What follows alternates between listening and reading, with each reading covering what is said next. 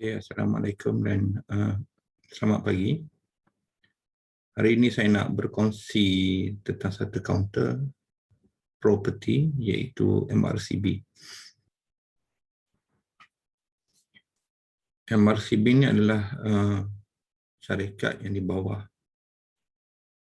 di bawah property sektor, di mana major owner dia adalah EPF. Ini disebabkan EPF memegang sekitar 36%, iaitu pemegang saham terbesarlah dalam MRCB.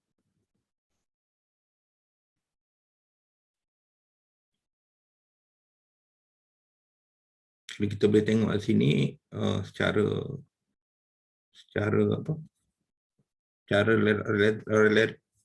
relatifnya counter ni adalah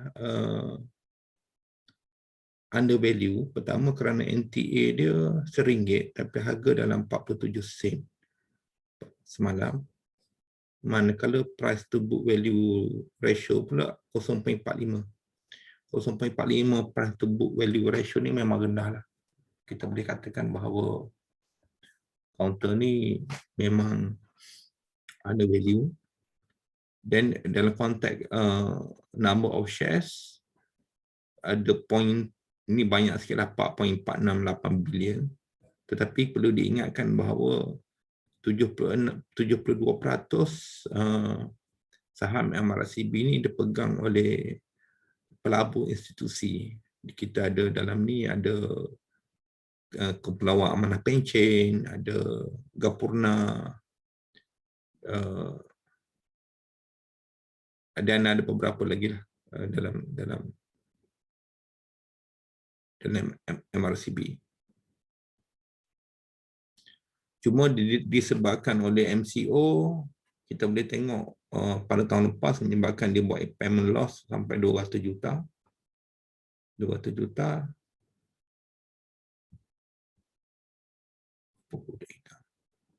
Okey.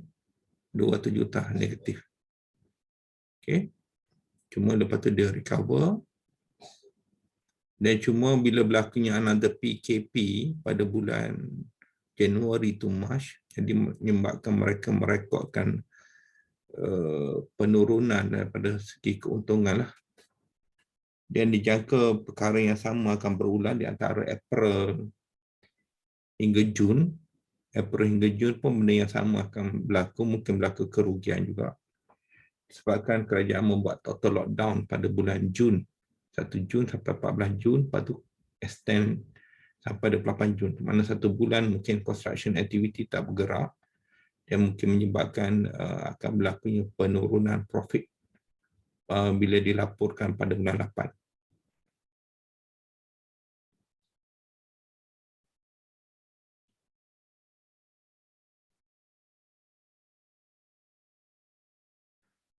Cuma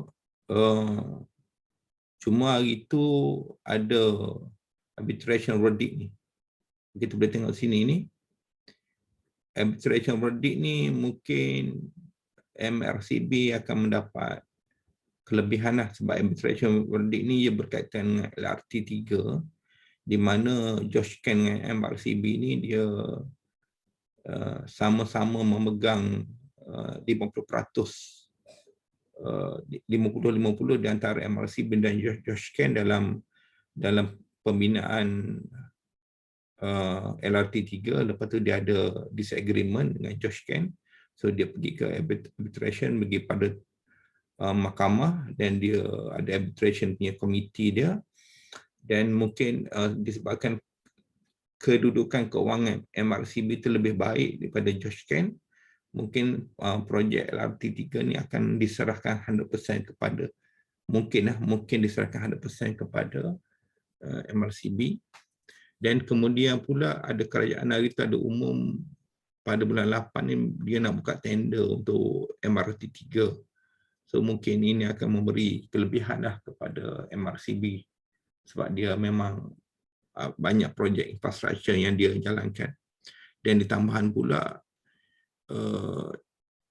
EPF adalah antara yang mana antara JLC company yang mungkin yang banyak juga membantu kerajaan, jadi more or less dia akan, MRCB akan mendapat manfaat lah. Itu pandangan saya lah. Pada tahun ni dia bayar dividen 1 sen, pada tahun lepas dia bayar dividen 1 sen. Yang mana bagusnya MRCB ni dia juga ada DRP. DRP ni maknanya Dividend Reinvestment Plan. Dividend Reinvestment Plan ni maknanya dia tak bagi cash dividen pada kita, tapi dia convert, dia bagi dalam bentuk shares. Tapi kita boleh pilih lah sama ada nak dalam bentuk dividen cash ataupun nak dalam bentuk dividen. Kalau shares, macam saya pilih dalam bentuk shares sebab dia offer dividen tu dengan harga 44 sen. Jadi walaupun 1 sen tapi bolehlah kan. Sebab saya MRCB ni saya masuk untuk long term punya perancangan.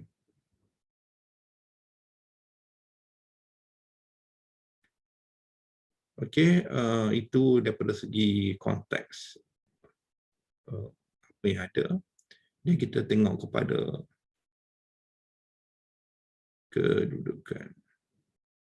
kedudukan syarikat. Okey, profit and loss tak payahlah, kita dah tengok dah tadi. So kita pergi pada balance sheet. Balance sheet ni kita boleh tengok. Dan saya selepas kes Cyberdynamic ni saya concern tentang total equity dengan total liability ni. Jadi saya ambil channel lah total equity dan total liability ni. Kalau Cyberdynamic ni total equity dia lagi rendah berbanding dengan total liabilities. So dalam kes MRCB ni dia punya total equity dia 4.5 bilion.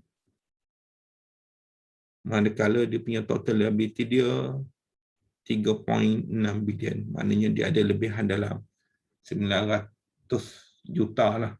900 juta, close to 1 billion lah. Between total equity dan total liabilities. Maknanya total equity lagi besar. Cuma sedikit kebimbangan di sini adalah berkaitan dengan operating cash flow. Operating cash flow negatif ni maknanya duit keluar lagi banyak daripada duit masuk. So macam mana kita nak run business kan? Tapi dalam konteks ni dengan keadaan semasa ni kita boleh faham, dan kedudukan keuangan syarikat tu pun agak memang stabil, insyaAllah okey. Dan satu lagi good sign untuk MRCB ni, walaupun dia ada operating cash flow di sini, kalau kita tengok kebanyakan syarikat bila dia operating cash flow dia di sini adalah negatif, di sini financing activity dia, financing flow dia mesti positif. Maknanya dia memerlukan duit daripada bank, dia buat pinjaman untuk support dia punya bisnes dia, sebab operating activity dia tak generate income.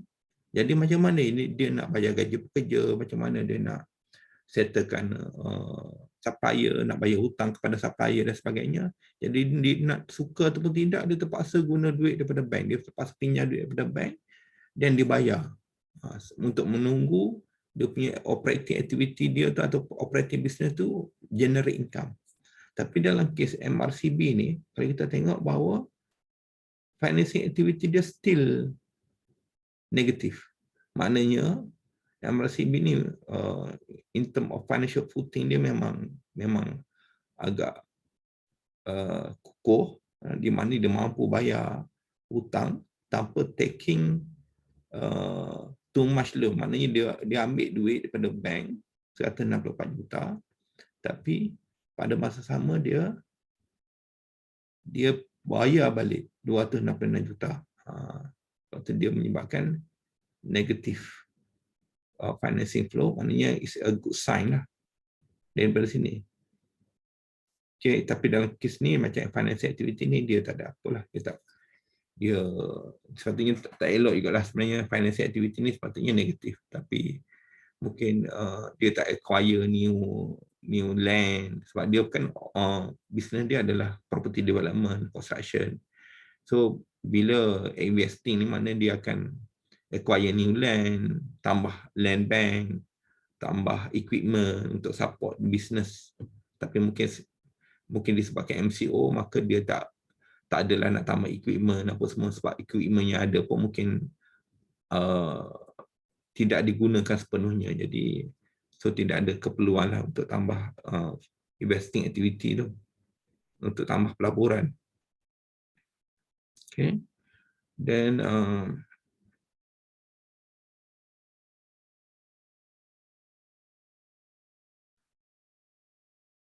tapi MRCB ni dia punya group borrowing dia sebenarnya 1.9 bilion saja.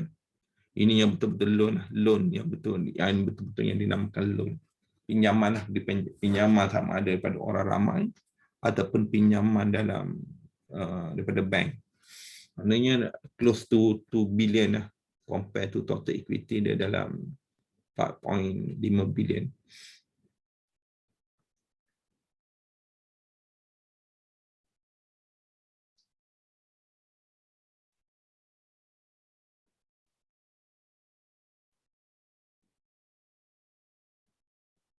Ini adalah saiz tanah yang dia miliki, 323 juta dengan gross development value dijangka sebanyak 32 bilion. Ini memang besar lah, 32 bilion. Tapi belum dibangunkan lagi lah. Mungkin dia akan bangun secara berperingkat. Dan juga dia ada construction project iaitu 21 bilion. Ini yang saya kata LRT 3 ni. Dia sharing di antara Joshcan dengan MRCB, tapi dijangka disebabkan ada masalah, mungkin semua projek ni akan hand over semuanya kepada MRCB. Okay. Jadi disebabkan ada arbitration punya verdict ni dan dijangka favor MRCB ni, kita boleh tengok bahawa ada price reaction. Kita tengok pada daily chart ada kenaikan dengan volume. Volume ni agak tinggi ni. Kalau nak compare dengan previous days, memang dia rendah, tiba-tiba dia spike di sini.